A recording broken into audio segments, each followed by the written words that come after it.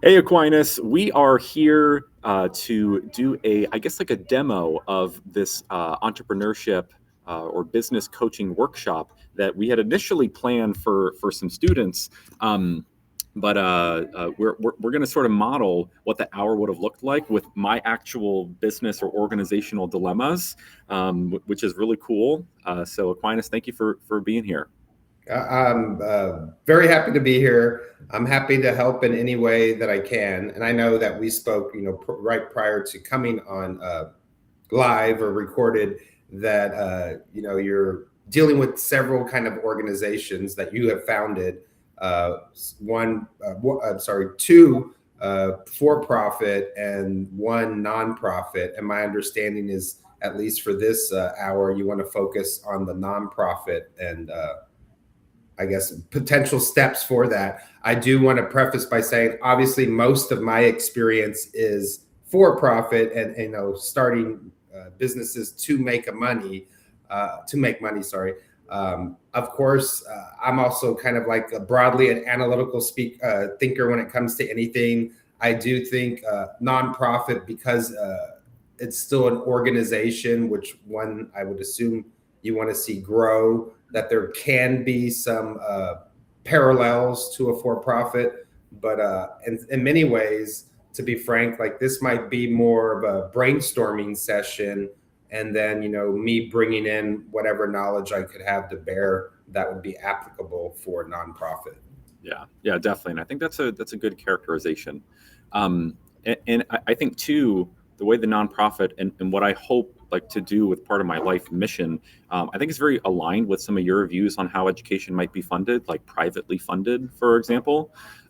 So I was an educator in the public school system, and also when I taught in Peru, so for a private school, and I was always used to having a lot of freedom to just serve in any capacity that I can, and other people's dollars were funding my work, and so I never really had to think through like marketing, for example. Like I just had floods of people wanting tutoring, which I did on the side, like as a side business, but my main job, my salary, I showed up, I had a caseload, and so so some of what I want to do is to continue some of that work where I want to continue to provide public, really charitable service with all of the doctorate research that I've created. I even almost like maybe want to open source a lot of my intellectual property to just like continue to provide public service.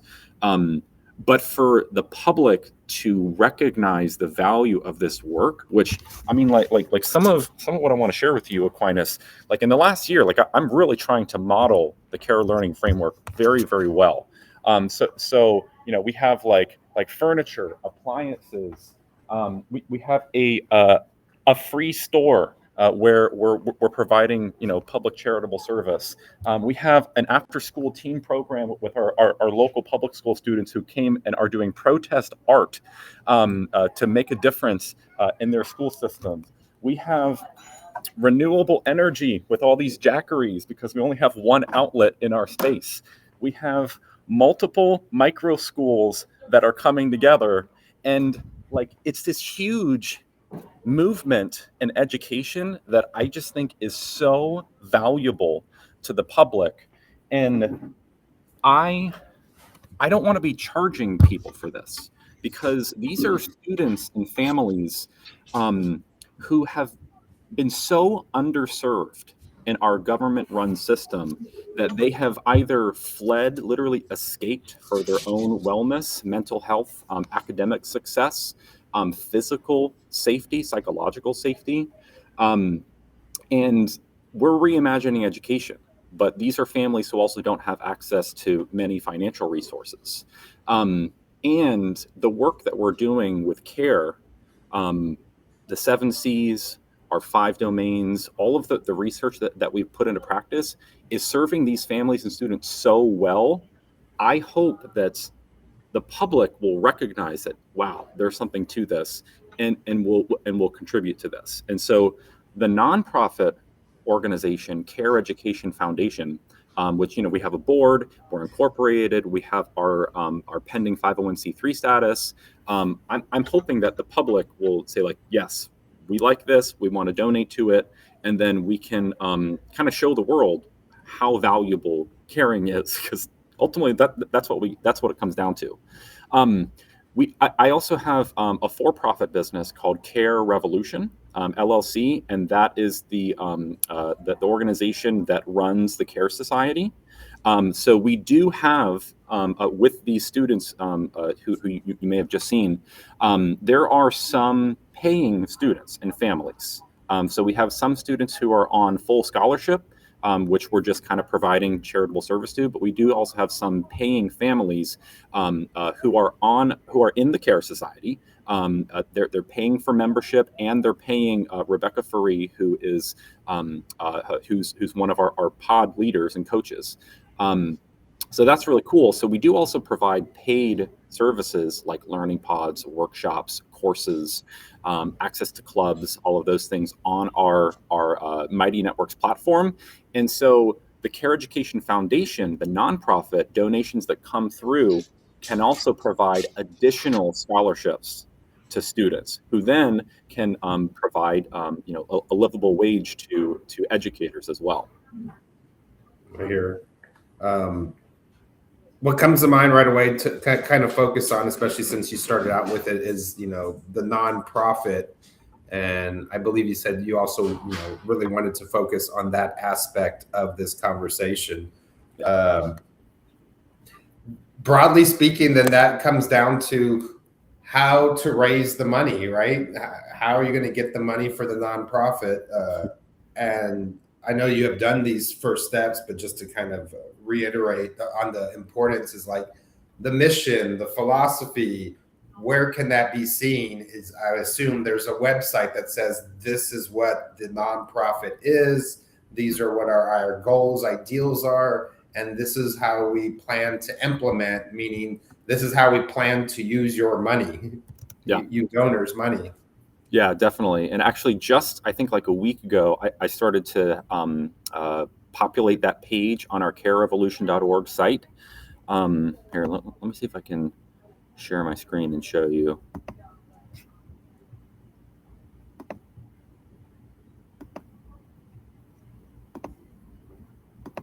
Do you see the website, Aquinas? Yeah. So for clarification, is this the Care nonprofit website? So this is so I only have two right now. I'm thinking about starting a third one. Maybe you can advise me on this. Just for the foundation, because the CAREvolution to me is the broadest, a giant movement of care in education and learning. Now we also have the caresocietyglobal.com site. That's just for the Care Society. So if you want to learn about the workshops and courses and things that we're offering. Which, to also quickly clarify, that's the profit, that's the business. That's the one trying to make, a profit, so to speak. Yes. Yep. Yeah, for sure. So because of that, I'm considering having a separate, a third website just for the foundation. But right now, this is only the two sites that I have. So yes, absolutely. So we have a donor, and basically what I've been trying to do for the past year is to be piloting what the foundation would stand for. And so as I was going back and thinking about the service that I provided, money that I've invested, because it's about $100,000 that I've invested / donated to the different parts of this mission, and then my intellectual property and the donations that we've already received, because I've coordinated with different businesses for furniture, other assets, also my personal coaching and teaching services over the last 18 months. It adds up to about over $1 million in value. So I'm calling it $1 million pilot. And I have kind of a list of things of this is what we've already done as an organization that we want to continue. So like I said before, we have some paying students, but we've also provided full scholarships to students and educators. So all the educators that we're working with are receiving care education training, and so we're piloting that. Different stipends, technology, research, coaching, wellness programs, cultural nights, project curriculum support. I said we have food pantry. We have an everything library that Belen Kellett, who's the executive director of the Learning Quest, she that's in a different part of our space. Websites, marketing, administration. These are all basically like investments that we've been making, and we want to basically continue that work with the foundation. And so we're hoping that, again, like the public will see this and be like, okay, yeah, that's cool. This makes sense. We want to keep supporting that. So what's coming to mind right away is kind of like the organization of the sites, and just for maybe viewer clarification, CAREvolution is the broad, I don't know, help me with the terminology if I'm not ascribing it correctly. It's like CAREvolution is like the philosophy. Like here is the philosophy, what these views are based on, a little bit, I guess, maybe implementation of kind of how it looks, but primarily like basically like the founding documents, comparable to the Declaration or not even necessarily the Constitution yet, because like the Declaration just puts forth these broad ideas. Yep. So again, for clarification, CAREvolution, that site, I would assume primarily puts forward the general philosophy. Is that accurate? Yes. Yeah. So CAREvolution is the label for the entire movement of a more caring world focused on education, but you can't really separate education from a lot of other parts of our culture. For example, you're coaching teens for businesses. So part of their education, if they're launching a business, is learning how business works. Well, then how would the concept of care apply to business? Things like ethical practices, compassion. We have several for-profit businesses who have donated, for example, cooked meals for those after-school program teams. That's a really compassionate thing to do. What would transparency look like as a business? Transparency and trustworthiness is a huge value that we stand on. Trust, support, ownership, synergy, celebration, that can actually be applied even to other organizational settings, not even just in something like a school. We've had businesses who have seen the care learning framework and have taken like a copy of it, particularly the definitions of like trust, support, and all of those collaborative concepts, and said, we're going to start implementing this in our business. Over the weekend, I was actually in Pennsylvania for a holiday event. And again, there are businesses who are hearing about this and like, yes, we actually want to get care culture certified. So like in the pipeline, in CAREvolution, we even want to be partnering with other organizations eventually, not like right now, we don't have the service yet. But as we develop this, to have a certification program for individuals and for organizations centering around the care learning framework. So there's CAREvolution, which is like the whole movement. Then in there's care education, which is how does care specifically apply to education. So that would be like as we accredit schools, as we certify individual educators to become care educators like Rebecca, like Tay, like Jess, like yourself.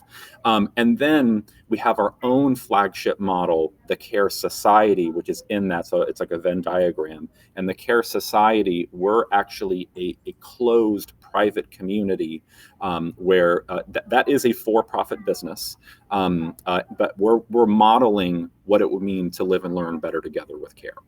So that's kind of the ecosystem we have going. So my motivation for asking that in relation to the nonprofit is, again, we said, I think you were kind of in agreement with this part, like it needs its own website. The Care Foundation, for sure, in my view, needs its own website. Okay.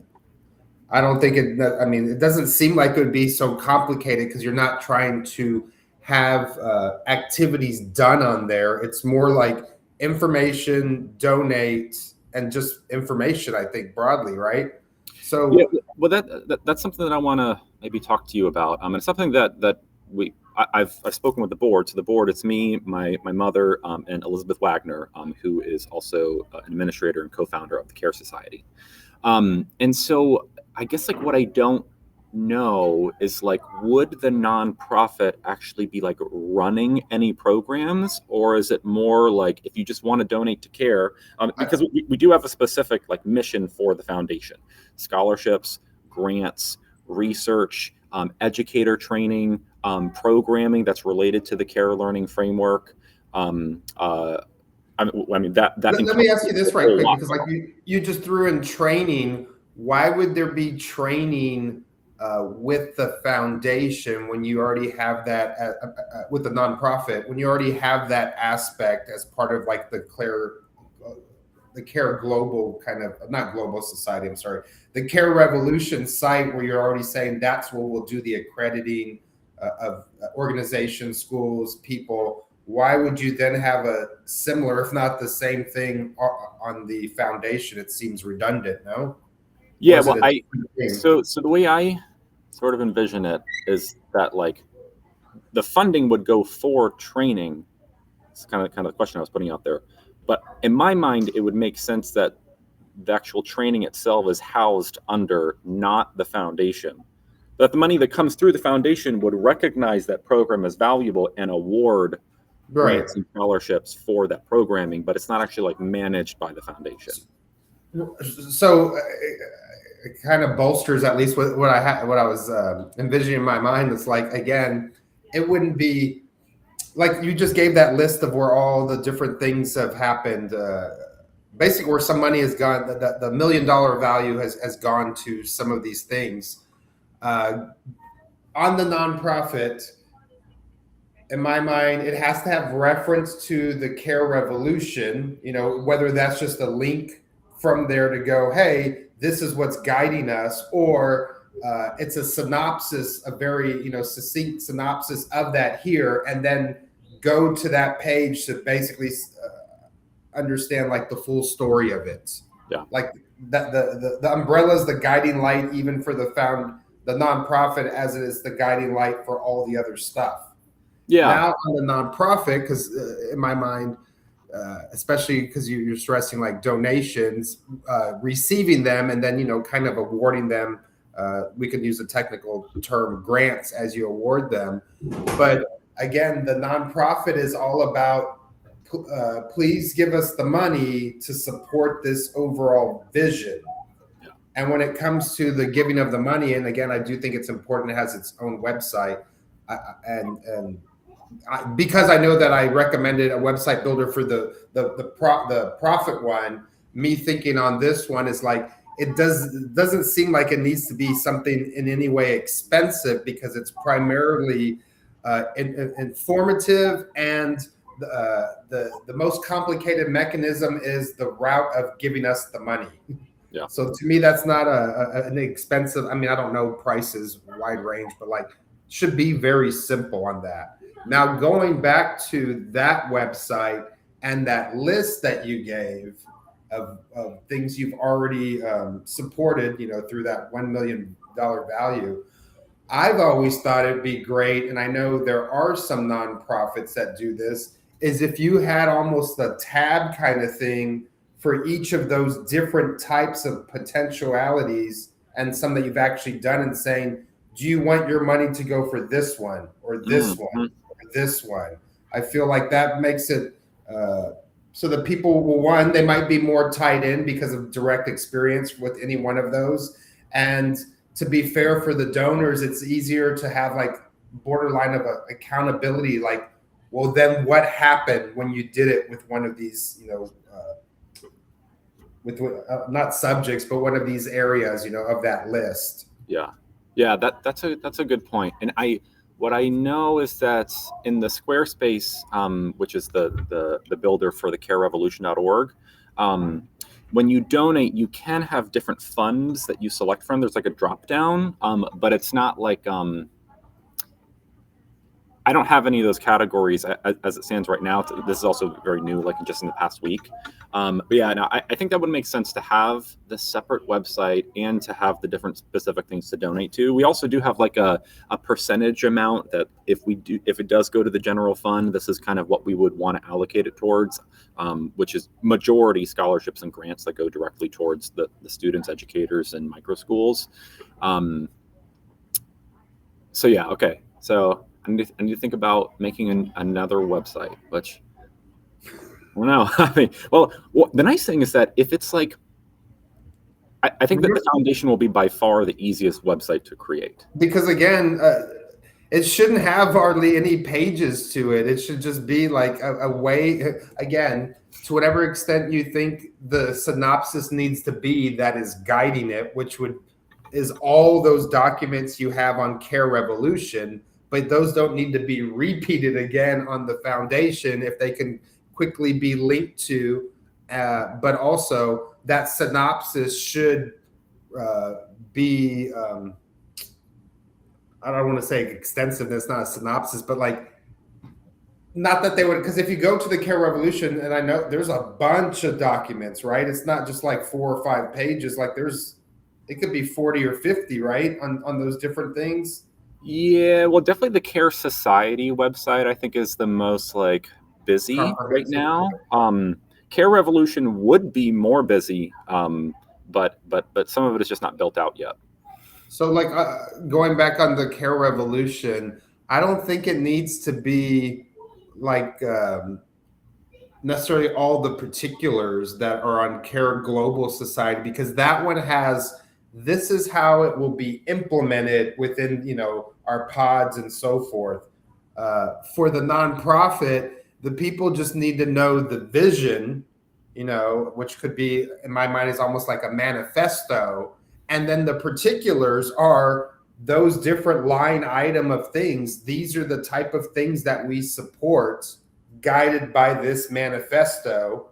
And then you would have to have a way to make sure that the things being supported are actually in alignment with that manifesto. Mm-hmm. So one, the donors have first bought into the manifesto, so to speak. I just keep using that word because that's your philosophical, psychological framework, the new thing that you're putting out there in the world, right? And it's a mind shift, or maybe it's people giving more consideration. It was already there, but I think ultimately, especially with your experience and not seeing it be done where you're at, like people aren't really thinking that way, right? Many aren't. Right. So you're having to shift their mind.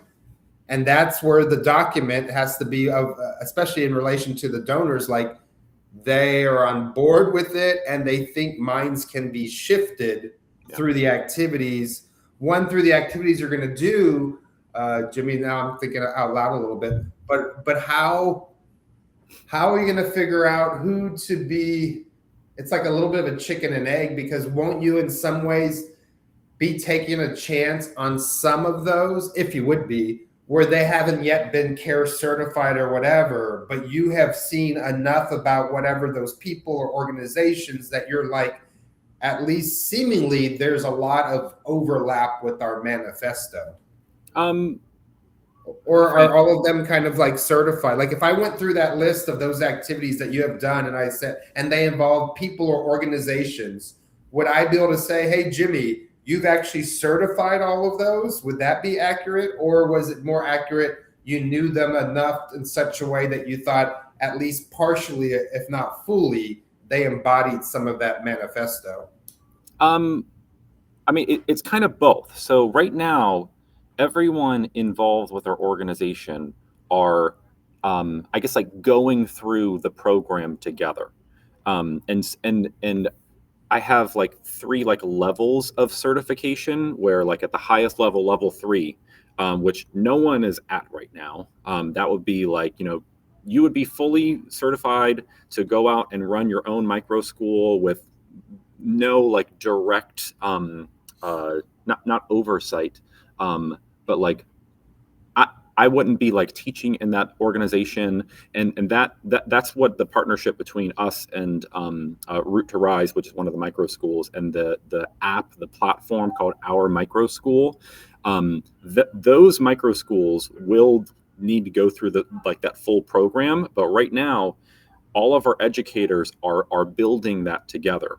So we're all contributing to the care learning framework. We're all piloting programs, but I'm personally coaching and teaching and helping like manage and run everything that's going on in our organization right now.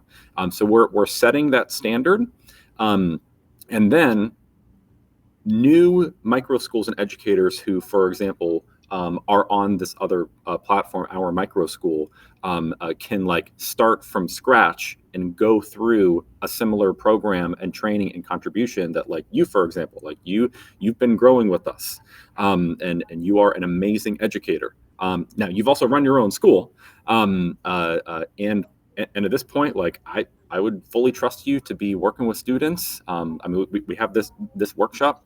We're ready to host students. Rebecca's working with students right over there right now. Like it's pretty cool. And we want ultimately every educator that wants to be certified, we want them to be fully supported, but that they're walking the walk and talking the talk of excellence. So practicing curiosity and compassion, contributing to our cause by staying connected with us, by continuing to advance the framework and adding to it. So if someone has a really great critical thinking activity that they can share with our network, that would be really great. Sharing photos and being connected on social media and having that network effect going. It's actually been really cool seeing the folks who are interested in either teaching in the Care Society or just somehow being connected. Like we're commenting on their Facebook posts. We're receiving comments on our Instagram. There are our teens who we'll be doing a podcast with next week, who are homeschooling teens and that are kind of already embodying a lot of the philosophy that we stand for, because they've written their own book. They have a growing YouTube channel. They're doing real projects in the real world, and we want to be highlighting those things because, like, ultimately, if every teen right now started to take ownership of their life and of their learning, like they wouldn't need to like wait for people to tell them what to do. Like they like, if you're 16, 17 right now, you could just start a business like what you're going to be coaching students on. You can start writing. You can be on social media to try to connect and collaborate with people. You can start a club. That there's a student, because I'm on different Reddit groups, Facebook groups, and there's this one teen who has her own YouTube channel, like private group, and is doing this psychology club. And she's out finding people and starting this. Like, that's so cool. We have students who are working on projects right now. One of our students, an 11-year-old, is creating this ghost animation story. I mean, she's literally going like frame by frame and it's a really, really well done animation. We have a history project on henna, because on Tuesday we just went to the Winter National DC event where all these countries are represented, and both of our micro schools, we all went together taking pictures with each other. And Kala, who's one of Rebecca's daughter, got a henna tattoo at the Qatar country, and she was so inspired that now she's doing this project all about the history of henna. And she was all day yesterday looking up all these pictures, and she's putting it together in this really cool article. Like, people get paid for that stuff. If you start a blog, you can get paid for your services. If you're creating animations, I actually did this project a couple months ago with one of our partners, Virac, with Virac Studio. I was an actor for a real business commercial where it was like a multi-minute long, and I didn't ask for pay for that, but he said, like, if he would have hired me, and I think he did a pretty good job, it would have been $100 an hour. And like, teens can do that. Like, they can go find these opportunities and just like get started. We have all these teens who are coming, all that protest art, that stuff literally sells. And that is a lot of what I want to do with like my life mission, to be promoting that philosophy of doing real things in the real world with real people, exercising freedom with care, I just think is going to change the world. And it's already changing our worlds with these students and these educators. And I just want to dedicate my life to that. And if that means like I need to ask for donations, and then that's cool. Like if I offer some for-profit services, like I don't care. I just don't want to be homeless. And I just want to help people. I hear you, Jimmy. I hear you. Definitely inspiring mission for sure. And obviously to the benefit of kids, teens. Well, can I ask you this? Like, so right now, the structure of the for-profit care society, it's very sustainable, and at scale, like it will earn the business quite a lot of income. Because right now we have our model, our business model. There's a monthly membership fee of $50 a month, and for that, there's different services. You can have full access to our platforms. You can create all your own clubs, create your own spaces as teams and families. We have different official clubs where there's different events. Basically, there will be like daily events, and there will be a lot of value for just the $50 a month. But that there's also a revenue sharing agreement with each of the educators. And so if there's an 80-20 split, then the 20% will go towards all of our administrative costs, towards like paying me for my coaching services, for Elizabeth for her services, and then anything else that comes up. Like we have websites to maintain, we have legal insurance fees, all these different things. But I don't know if I want to just like rely on that, or if I want to be like asking for donations so that I can be like a public servant. But I don't know if that would go through the foundation, or if I wouldn't even bother with that, because if anyone wants to donate to all this stuff, like it could just go to, for example, scholarships that would then fund different educators on our platform. And as I'm just providing like coaching services and leadership and even like teaching, like that could be income. But do you think it's like a good idea, or even like So a little bit weird, like ask for? I would never say like weird. It could be overly ambitious, perhaps, but never anything like weird. And when I say overly, that's me kind of just assessing, especially because I've been working with you all these months and kind of knowing, much, but not all of like what you have to do to maintain behind the scenes, your time allotment. I would, as an outside consultant, someone telling me something like that, I'd be like, you're spreading yourself too thin. You need to focus on one of the three. I say one of the three, but the global care manifesto is a must, because you have to have that philosophy out there. So I think you had said you've done only so much work as pertains to that particular site, but that again, kind of just information, the basically the Declaration of Independence kind of component. A lot of that can be pulled already from what you've been doing from the global society, as far as like those types of documents.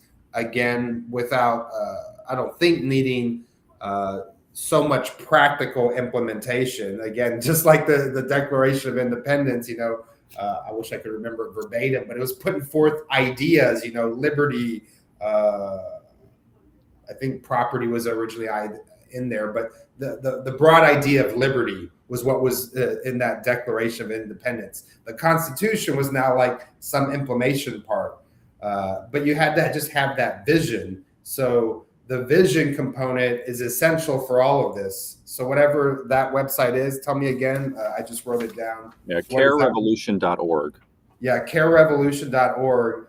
And again, to me, it sounds primarily informative. It's just those documents that say, this is what the revolution is. So that should be another, very simple, inexpensive type website. As far as like professionalism on that, I might not be the best to ask as far as like the look, because like you are trying to put forth a new philosophy, so to speak, but does that need to be, presented in such a prettified way on an expensive website? I don't think so, but it still needs to have like some kind of like professionalism in the sense like, should we take this guy seriously, or did he just, start handwriting on a piece of paper and then upload and say, this is what my philosophy is? You know what I mean? Yeah. Um, Yes. so to me, that thing is central for all of this to me. And also it's not a overwhelming aspect of any of this project. It's basically you, if you have not already done it, I think you've done probably almost all of it, potentially on the other site, in relation to global society. So maybe just pulling that, I don't know if it needs to be reworked. Maybe you have some people give some feedback, not that they necessarily need to change your vision, but it might be more about like, you're too broad here, or this doesn't seem like it's consistent that way. And then part of the reason why I'm bringing that up is me kind of knowing historically of different types of those documents, like the consistency really matters as far as it like staying the course, so to speak. Like there aren't like cracks in the thinking as how you put it together. Does that make sense to me? Yeah, that makes sense. Go ahead. Yeah, I was gonna say, like I'm trying to.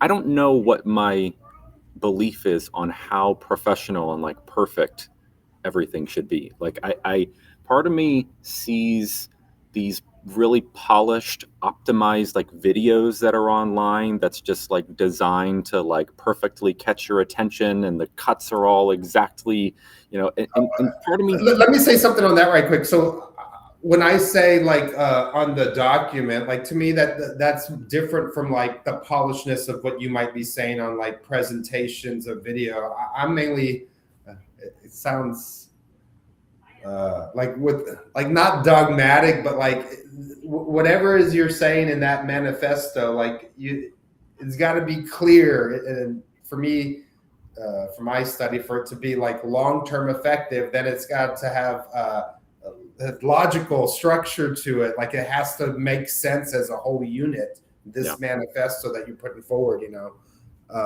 so I think it's important in that aspect. It's polished, but that's different from like slick videos and stuff. Does that make sense? Yeah, that makes sense. And I definitely agree with that. It's also like I have like a draft of like a textbook version of the care learning framework. But if something's going to go on a website, people aren't going to want to read like 200 pages. No, right. And I wonder, does it need that for that website? Like you said, a whole book. But then also I'm thinking like a lot of times manifestos are like long, like, you read like, I don't know, St. Augustine's City of God, like it was like 1,000 pages, and it put forth like this was his religious vision of like, how religion should be organized, and here are the doctrines and so forth. And that is meaty. But I feel like what you're trying to put forth and, practically implementing by, living your life, it doesn't seem like that's that long of a document. When you talk about the particular, I don't even know, unless you think, like, how you have the framework of the C's and the pillars and the stuff. Yep. Like that could just be said in the document. And if it's truly foundational in guiding, the eventual practical implementation, it seems like that could still be condensed within a document to show why those things matter. And to be frank, Jimmy, it might be that as you do it and you do try to make it like condensed but clear, that some of the stuff that you thought was more foundational was really more like supportive of the main point. Does that make sense? Let me see if I could give an example of that. I wish I had the pillars document in front of me and the three C's. Can you pull that right quick? Yeah. As you were saying that, I actually just clicked it open.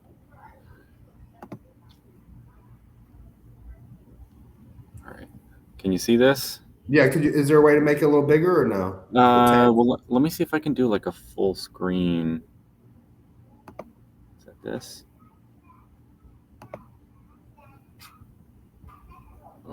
I don't know if that really helped very much. No, it does. That's great. And then if you can shift it down a little so I can see the 7 C's. Sure. Yeah. So, I mean, like, really, this poster here, which I am just so thrilled that Virak's wife was able to put this together. I mean, it really spells out the high level of everything. Like, in terms of like the what of learning that CARE stands for. I've kind of labeled as like the CARE compass, or like the direction of learning. We have these 5 essential learning domains that we just believe are kind of like a great way to take something like standards and organize them a little bit better, really focusing on emotional and creative intelligence, and then scholarship. Like right now, our existing like traditional schools typically only focus on what we might call scholarship, specific history standards or research, writing, but that we think emotional and creative intelligence need to be part of the learning more intentionally, and then having these values that really we've come to consensus as a community, and actually 5 of them are very consistent. These actually are an homage to the Virginia 5 C's, like collaboration, critical thinking, creative thinking. You really can't say no to those, but that curiosity and compassion, which come together as like what I've called like the 2 pillars of care. Like for me, the definition, just the vernacular definition of care, is feeling and showing curiosity and compassion. And that's kind of what education has kind of been missing. Like you can take a course on like a social studies course and like practice some citizenship, but if you're not interested in seeking to understand, if you're not interested in empathy with action and you're not putting those into practice, there's like a human element that I think is really missing to learning and education. And then kind of the actual practice or the CARE method, collaborative, rigorous learning, focusing on real world experiential learning, making good rational decisions. And we actually have, this was actually a novel collaborative model as a product of my doctorate research, called the CARE collaborative model: building trusting relationships, having support systems, individual and collective ownership of learning, synergy, and inclusive celebration. That process just, I think, makes for a great collaboration. So kind of putting that all together, like that's what we're advancing. We've seen it work really well time and time again, and we're excited to see where it goes. And you're right. I mean, I forget who you said put it together, but yeah, that's a great document, especially because, according to you, like it captures exactly, what the manifesto would be. So it could be as simple as that new website has that, and then it has it in almost like an essay form below it. And I would assume that wouldn't have to be many pages. Like they could just be like, because again, I'm looking at this one because it guides the whole thing, but we're talking in relation to the nonprofit at the beginning. So they are going to want to know, what is this vision that we're supporting? They go to that website with that diagram. It's very, it's easy to understand. And then if you have an essay, it could be click the title and then click to it. Correct me if I'm wrong. I don't think it would be such a long essay to have all that same stuff in an essay format, integrated together, right? Yeah, I don't think so. I've been practicing a lot on like the 10-second version, the 5-minute version, I have an hour like for 40 minutes on YouTube. So but that's you talking, which is different from writing. Mm-hmm. Yeah. And when I say that, what my point in stressing the difference from writing is, again, when you, it's not for me to necessarily comment on your writing, because you could be, a fantastic writer, way better writer than I am per se. But what comes to mind is like, whenever that stuff gets presented, like, is it presented in a way that those parts can be easily integrated for the reader, instead of having to remember, 7 terms here, 10 terms here, 4 terms here? You know what I'm saying? Like, however you would present it in the writing, so that like almost 1 or 2 thoughts will come to mind for each of those diagrams, so to speak. I don't know if that's possible, but I feel like that's I almost feel like it's important that you be able to do that, because when people are acting, they're not, this would be mental overload.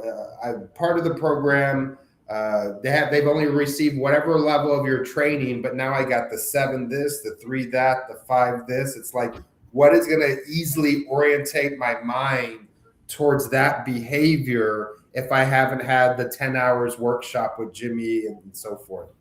You know what I'm saying? So like in that manifesto, you want to get their mind more oriented towards this mindset shift. And again, if it's too much of a list of things, as you wrote it out and didn't have like almost like summations of a way to integrate them, I think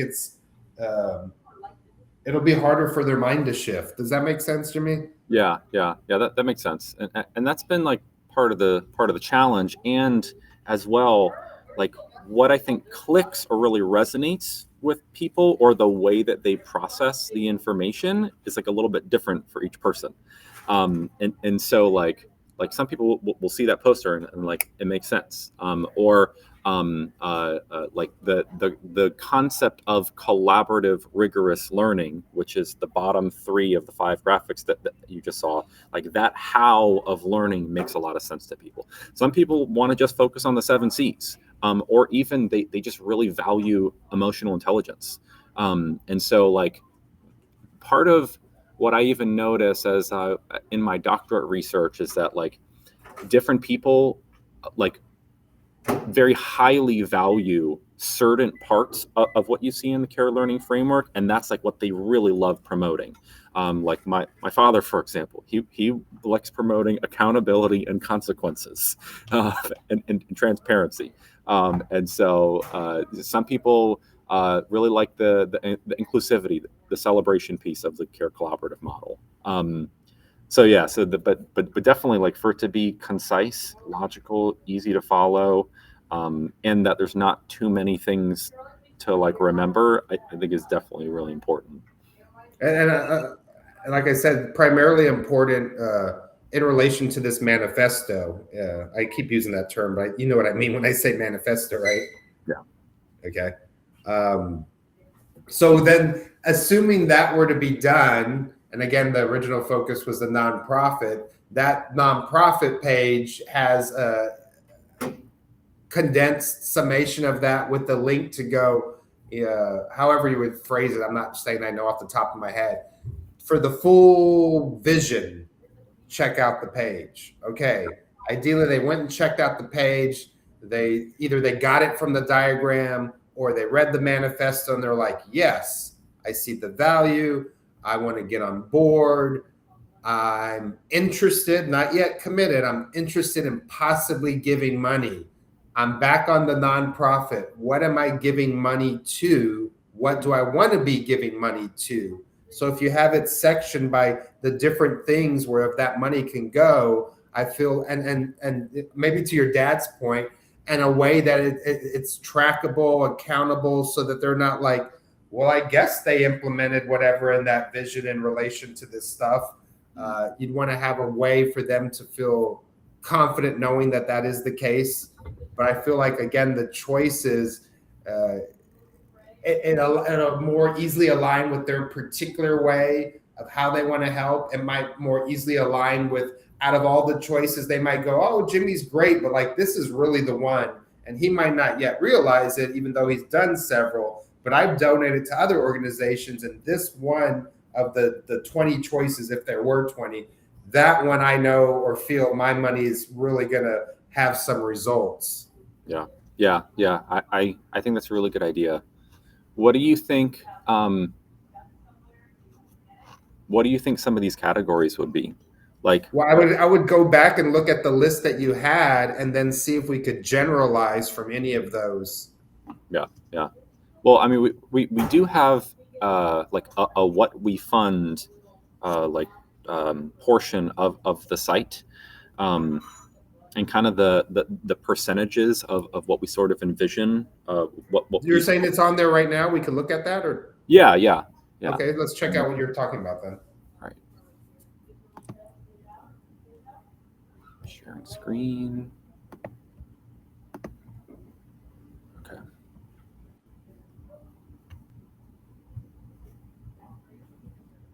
Okay, so yeah, so I have these little FAQs right now. Yeah. So yeah, click on what we fund. Let's see what pops up. Okay, so like right here, student led and students. Okay, are students educators, Michael, who are building a future where student led? So I would be like even maybe more specific because it still seems kind of broad. It'd be like you support project based, and I just gave you $1,000. Like, what does that mean? You're just going to throw it at some kids and they're just going to make some project? right, yeah. So have like there's like a numbered list here. So okay. what you see at the top is the broad, but then okay. what it Now actually you got goes the particulars. towards. Okay, student scholarships for alternative education. We provide in schools. Now, again, you're going to determine however much this will be out there on the recording. Micro schools, learning pods. Because I'm an insider and I feel like I'm able to have that knowledge to ask these kind of questions. It's like, oh, so my money is going to go to a micro school or a hybrid program or even an apprenticeship, but nowhere on here do you let me know for sure that they have become accredited or they've embraced the CARE manifesto. I guess I'm just going to trust you that they have, or are you are you willing to back it up and say something on there and say that those that have been either certified or whatever your kind of criteria is, that me as a donor knows for sure they're implementing that broad manifesto of why I even became interested in donating? So that would be one potential concern of mine, being real like a stickler about my donation money. Yeah, definitely. We have a scholarship and donation and grant committee. So we have rubrics, like scoring rubrics. People will need to apply for grant money, for example. We'll review them, and there will be accountability for the programs being implemented with fidelity. We definitely do not want to be funding any kind of educational opportunities that aren't caring, for sure. So again, I don't know if it's me being too much of a stickler, or could we both assume like, well, they'll know that and they'll just assume that, and it's okay and hopeful that they will assume that? Or do you need to like, almost like you're putting the onus on you by putting it in writing? You donors can quote me basically because I put it up on my page and it's only going to those CARE approved and approved. You might have to have another page or a little section. What exactly does CARE approve? Because admittedly, Jimmy, as you shared earlier, at least recently, some of CARE approved has just been Jimmy's judgment about it, right? So for the pilot, I mean, it's really been collectively owned. For example, like all of the decisions that we make in the CARE Society, I mean, as you know, we come together as co-founders and we're pretty much doing everything together. So it's been a very collaborative process. Hold on, I'm gonna interject right quick, which I no dispute about any of that. But keep in mind, that's the CARE Society Global. This is the nonprofit. That doesn't necessarily mean that that's been going on in relation to the nonprofit that your donors could be assured of. I mean, what you're describing is like in the CARE Society, that is what the foundation will be supporting. Like that kind of collaboration. The micro schools that are here today, these are all exemplars, and we're all working together. Elizabeth and you and Jed and Tara, Rebecca, we're all consulting with each other on behalf of these other programs. Like even so, Root to Rise, so who have the after school teen program. There are students here right now. We've all been supporting them with our conversations and contributing to them. Me and Rebecca are helping teach some of the students at times. Sometimes our programs are overlapping. And that to me is like a huge part of the ecosystem of CARE, where there will be that synergy, not just between individual students, but between the adults and the programs that all intersect as well. And just to be clear, like I am not doubting any of that, of what you're saying. I am just thinking of the front facing to the donors for their own confidence that the money, even when it's within these different sections that you just shared with me, that the people receiving it, how is that, again, for sure being determined that they are implementing the manifesto, so to speak? Like, I'm saying this out loud, Jimmy, kind of wondering, like, does that need to be more explicitly shown on the nonprofit website? Or are you thinking the donors will just trust us about that? I mean, I think we should be highlighting all the great things that are happening, which, we are on our socials right now, and like definitely on our YouTube channel and all of our other social media sites. But yeah, I definitely think that the people who receive the any grant funds, we want to hear from them. We want to know that the programs happen, and that they're happening with fidelity. Like I applied for a small, like $250 Martin Luther King grant to do like a community reflection event in January, and they actually have I think they only do it on a reimbursement basis, which is not how our nonprofit is set up. But basically, you have to like do the program and like let them know and like fill out this form with pictures and everything, and then they'll send you the money. Well, what's interesting, and I would probably like on that, it's like, you who want the money, prove to us first that you deserve the money, and prove to us, show us the proof, and we will even decide if that is proof. Yeah. Well, yeah. Right? So because they might turn you down, they might go, that wasn't proof to meet whatever their criteria are.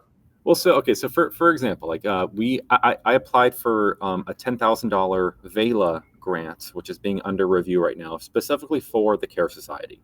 $10,000, $6,000 towards student scholarships, and $4,000 towards individual student project grants, like micro grants, like $100 to $500. So if, for example, like if a student is like, okay, I really want to launch a business. But Jimmy, right quick, did you give what you're about to tell me? Did you give them these same details or no? Yeah. Okay. Yeah. So yeah, the grant application was fairly lengthy, so it was like a multi-page thing. But so for example, if a student applied to for that $4,000 pot. Now, this isn't through the foundation, but this is just to give you an example. And a student says, look, I've got this business idea, but I don't have $100 to like start an LLC. And then for my starter materials, I don't have that money either. So I want to apply for a $250 micro grant. Here's the write-up. And we've got a form that you could fill out all the criteria. If I see that, I would give them the money, because if they don't have the money, they can't start the business and get reimbursed because they don't have the money. So like in that case, I think there would be a trust component, but then we would have the student report on and like publish something like a project in our Mighty Networks, etc. What they did. And we'd probably follow up with them, make sure they actually did it, and celebrate that like on our website. Look, this is what this money did, and they're excited. Here's their business, it's thriving, yay! And then do a lot of grants and scholarships just like that. I hear you. And what I was asking on that clarification part, because it just seemed like it would bolster your application more, is if you did have like specific potential examples of those different sections, because you said 10,000, I forget what the allotment was, 6,000 for something and 4,000 for something else. Yeah, scholarships for like classes, membership, those kind of things, and then 4,000 for mini project grants. Okay, and so when you did that application, you showed them that allocation of what you're envisioning, and when you brought up the 4,000, you said, for example, these things. Yep. Yeah, okay, definitely. Awesome. And I have a very specific vision for what the Care Society needs as well. So that $6,000 is specifically for 5 6-month scholarships at our $200 a month level for some members of our student leadership team. This is a big need for the Care Society right now. That like you were mentioning, we need young people on there.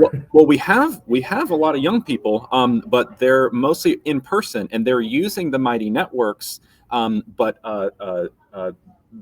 some of their parents are, because you have to be 13 and up in order for you to personally use the whole platform. About half of our students here are 13 and up, and I think the other half are below. So their parents are using the platform, not necessarily using all of the functions and features though. So that's why we want our online students to really like kind of step up and be leadership for the entire platform, so that, you know, if you're in Kansas or you're in a different country or something and you're like, yes, this is cool, I want to be a part of this, I'm 16, like I want some real world skills, I want to help lead this thing, I'd love to be part of the leadership team. Like, okay, let's Jimmy, let me ask you, as far as the ones that they're in person, you know, this separate from the broader nonprofit conversation we're having, of them, how many have their own laptop, like right there in the facility? All of our students have a device. Not everyone has a laptop. I think 3 of our students that are here today have like an iPad, like a tablet. So they're right quick on the tablet, for what you have seen them do over these many months of interacting with them, is a tablet seem pretty sufficient compared to the need of a laptop, or no? I mean, no. Probably not. So that's okay. If you say no, it allows me to go to my next line of semi-inquiry, going back to potential scholarships and stuff. Like and you know, I had that experience of doing the Thursdays with y'all, and I told you how it was a little difficult, I felt like, because we're all sharing whatever camera you could show, versus if they would have had their own laptops, I think it could have made the engagement a little easier and potentially, I don't know, like deeper, so to speak. Like that, even if it's I think there's some very cheap, simple laptops out there, like, and I'm not putting it on you, for like 600. I mean, I say cheap, that's still a chunk of money for me, for you, period. Like that's something some of those kids would need. And depending on how it was worded, it might just be for the facility. And when they get there, they're the ones there being able to use it. But when they're gone, and you might have others come in who might also be lower income, so to speak, and they have that option, that enables them to get into the networks and potentially do other stuff with us. So like that is kind of a semi-need for the kids there. And, you know, by no means should that be you funding it, but there might be people, again, donors with the specific label and saying the money is going for this. That might be, and they might even just have some extra. It might not even be cash. They would be like, they might go, care nonprofit, you're really saying that's the thing that's important? Well, I have a connection with the company and I'll just send you 5 of them. You'd be like, yeah, that's great. Yeah, and actually, so 100%, we definitely, the kids do need technology support, not only with hardware, but software, so things like subscriptions. We actually had a donation of a laptop just last week.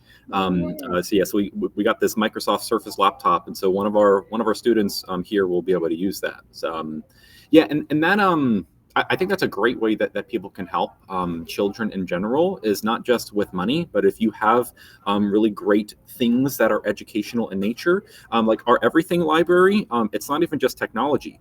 Like we have cooking appliances, so that if you don't have, we have like a pressure cooker for rice or whatever, like any one of the things. So we have a pressure cooker, and these are great opportunities for students. We've had several students who have done food-related projects. It's such a great practical skill. And when a student does a practical skill project, that's also aligned with our care learning framework, because one of our 5 essential domains is practical skills, financial literacy, cooking and nutrition and wellness skills.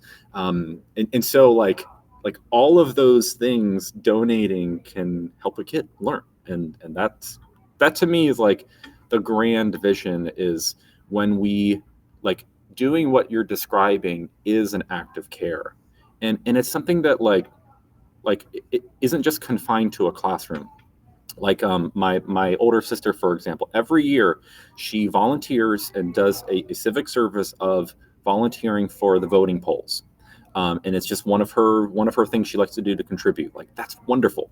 And so to even be promoting acts of citizenship of like, hey, you're 15 years old. here's a way that you can serve your community and practice citizenship and compassion. You can go volunteer here. Or there's a guy who, YouTube channel that I follow, he does a landscaping company.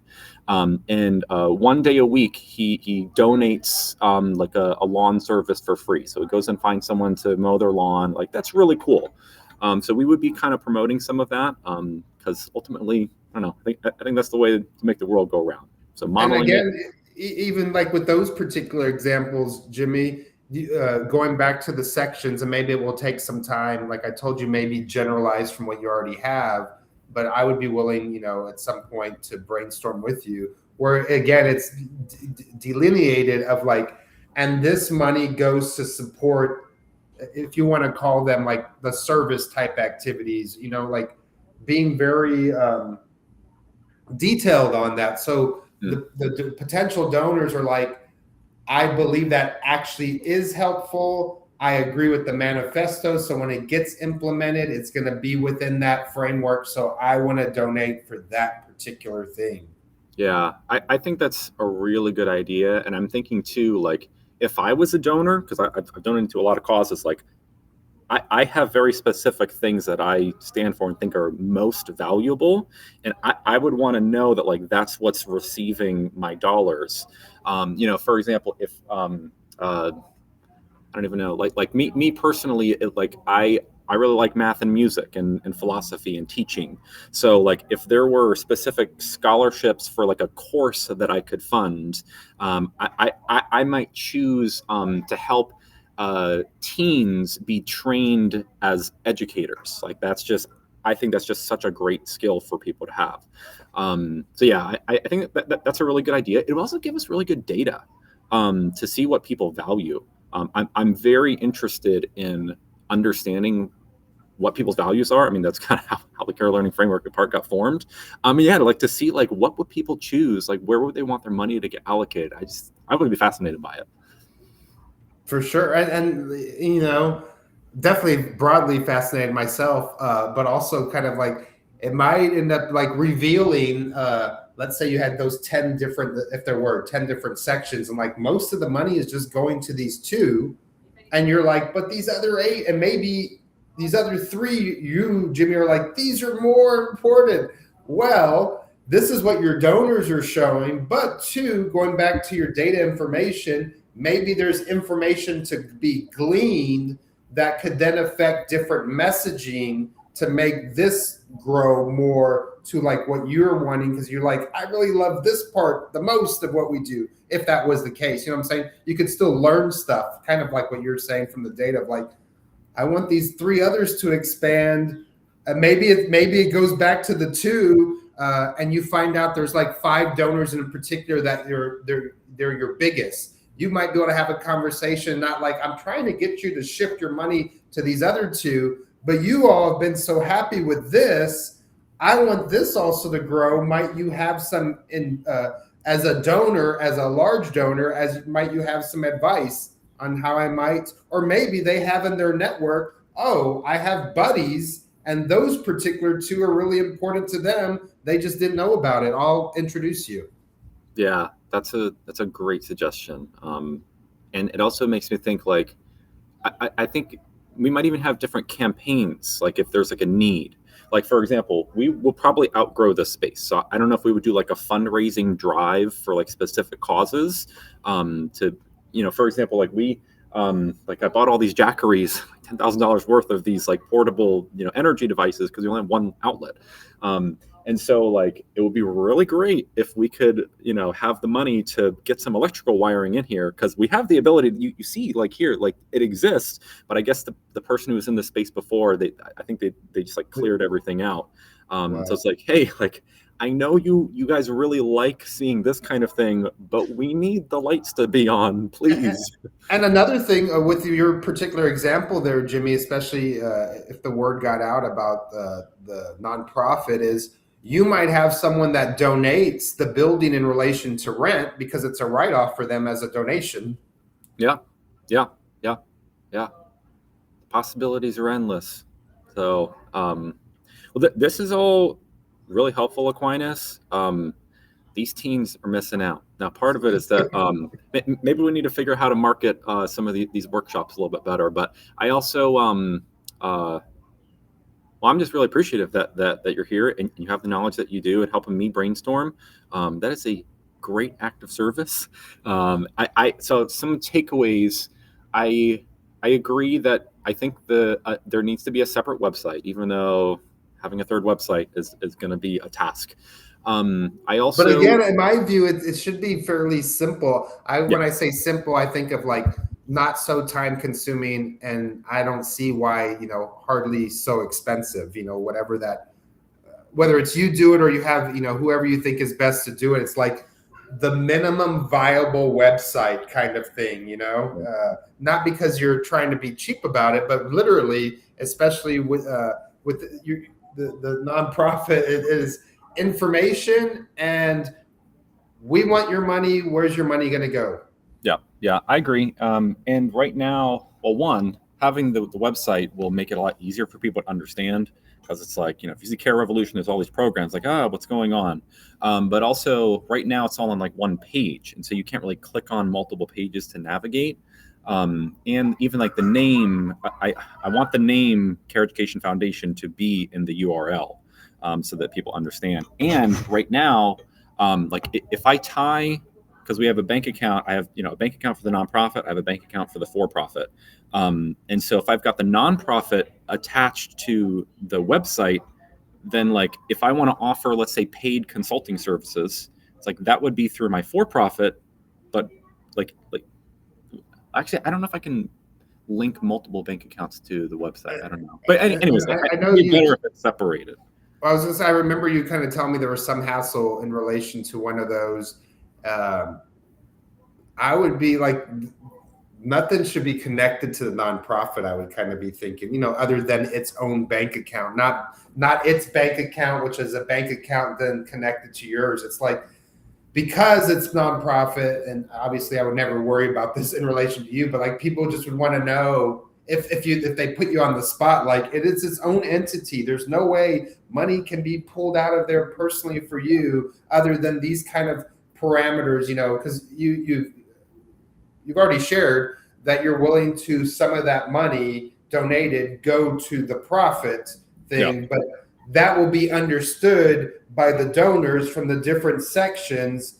And when they were to, especially I think on this one, you'd have to maybe have a little more elaboration. If one of the big sections is to our profit, without you necessarily saying our profit thing, you really need to have some kind of verbiage in there that, like, it's not that there's worry that's up on the up and up, but it's like, it's not just to pad the pockets of our other co-founders. Like, yes, you would need to, I don't you probably just don't have enough time not right now. I don't have enough time to like figure the formulation out right on the spot, but like something that like puts that concern completely out of their minds. Yeah. Well, so we've been very careful about this because, well, in the nonprofit, we're not paying salaries to anyone. So like the board, the directors, like I'm not getting paid for. But you are giving basically a grant to the kid whose parameters of use are only within our orbit. Yes, but not just the Care Society. Like, for example, like Root to Rise Micro School isn't the Care Society. No, I'm saying that one's clear. I'm saying specifically in relation to Care Society. Yeah, so we will have some scholarships and grants will go towards, for example, if you, Aquinas, applied for a grant and that grant money gets paid to you, or I mean, really, I guess that would be called a scholarship, like for students to take your course, for example, one of your programs. But it wouldn't go. You're saying so. There's two right quick for my clarification. The kid could get the money, which is limited to within our for-profit, I assume, in that particular instance, or I could get the money specifically so that I will bring on kids who don't have to pay. This is in lieu of them having to pay. So both of what you're describing is called a scholarship. So if you, for example, you didn't have a laptop or a good webcam, we will have some grants available for if you needed $100 to get a new webcam and you just can't afford that right now, then we would potentially have micro grants. But the scholarships, anytime you're providing a service, educational service to a student, those are all called scholarships. So in that case, if you are earning money as a Care Society faculty member or educator, but we still have that 80-20 revenue sharing agreement because I'm providing services still, there will be situations where some scholarship money will end up paying me in part. And in those cases, I can't be on the scholarship committee. Right. And this is the way those And things neither could Elizabeth, right? Like, and neither could Elizabeth. Yes. but right now there's just 3 of y'all, so you would have to form another group for that aspect, right? So you can, many nonprofits are run by, let's say family foundations or whatever. If there's one person remaining on the committee, then that's allowable. We've thought about increasing the number of people like on our scholarship committee. Right now, as we're small, it's not really needed. But at scale, we may invite more people on, but it's not required. It's also something where we're being very transparent about it. That if we're providing direct, reasonable services, this is in part what those donations are going to fund.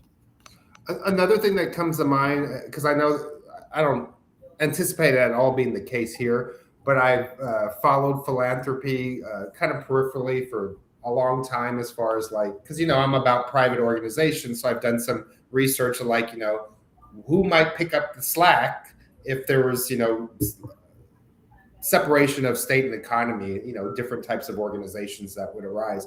And I know there's often a complaint with nonprofits about the overhead, the administrative costs, we've sent them $1 billion and $100 million went out to the thing, but the other 900 million got split up amongst all the people that work there. And I think there's there's a journal of philanthropy that rates the different organizations by percentage towards administrative costs. But going back to obviously you doing work to maintain a nonprofit needs to get reimbursed of some amount. So, probably need to be keeping in mind whatever that kind of standard acceptable is, and then being prepared to kind of advertise that out on the site, saying whatever percentage that you felt that you could kind of stay committed to, that would definitely still be worth your time given the amount of work, and be no more than 10%, if that was a number, of your donations ever go to administrative / website maintenance and so forth. Yeah, so that's definitely our goal. And that is what we will be doing. We want to be very transparent, and as well, our board members, unless we're providing direct educational services, we're not going to be compensated in any way for just the work that it takes to run the nonprofit. But right quick, you say we're not going to be compensated.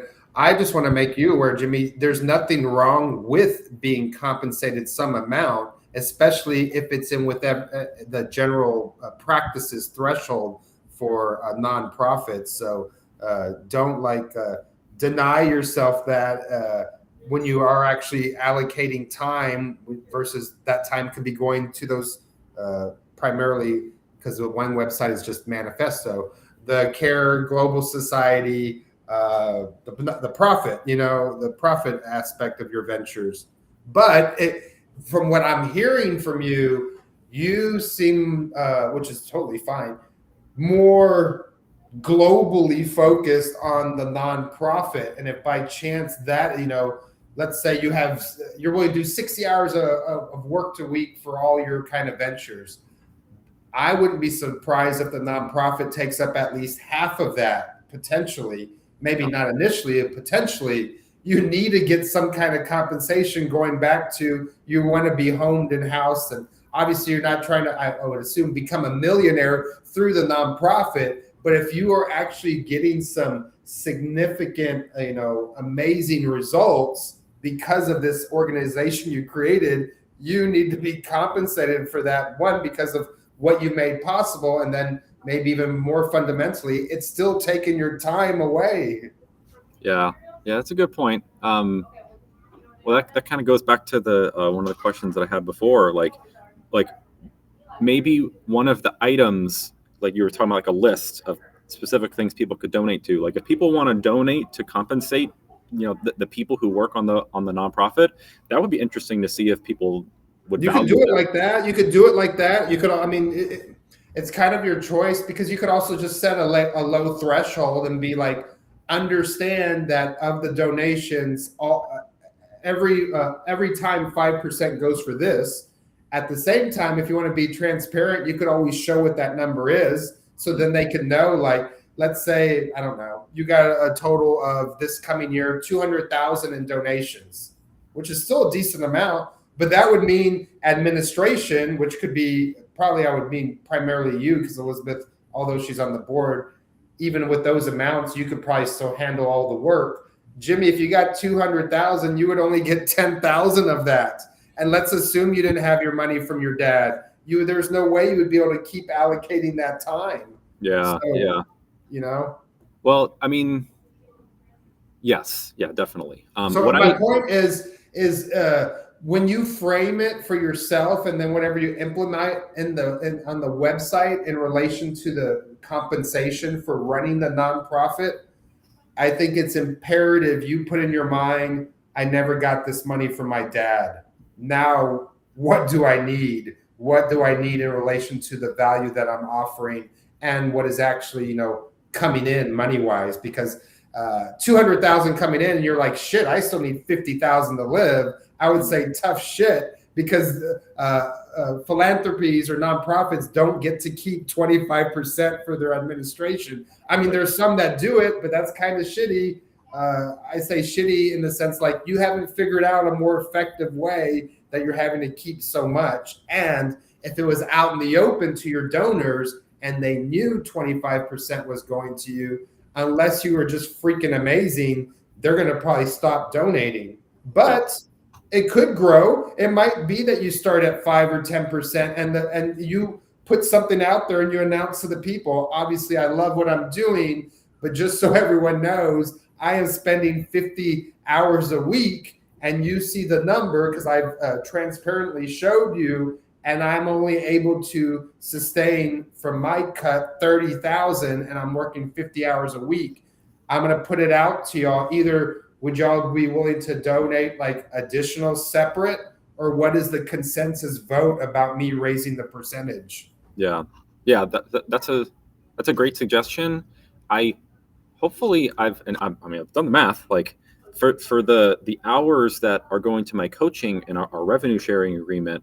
I mean, as long as the money is going towards scholarships for students, and I'm continuing to provide direct services for training educators, for teaching students, for example, because I'll like a student can still earn a scholarship to work directly with me, and so that it's not even a revenue sharing agreement at that point.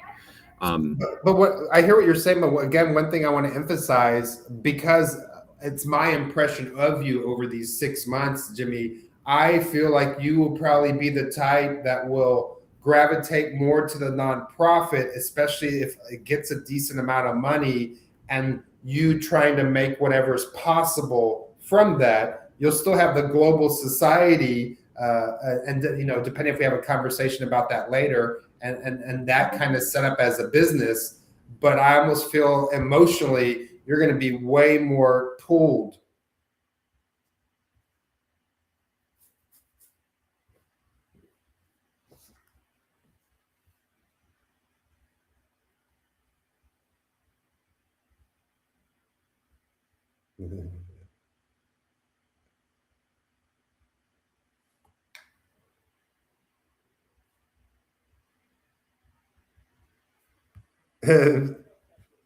That's fine. It says that I'm on the phone with you and it says I'm recording. Should I just hit leave?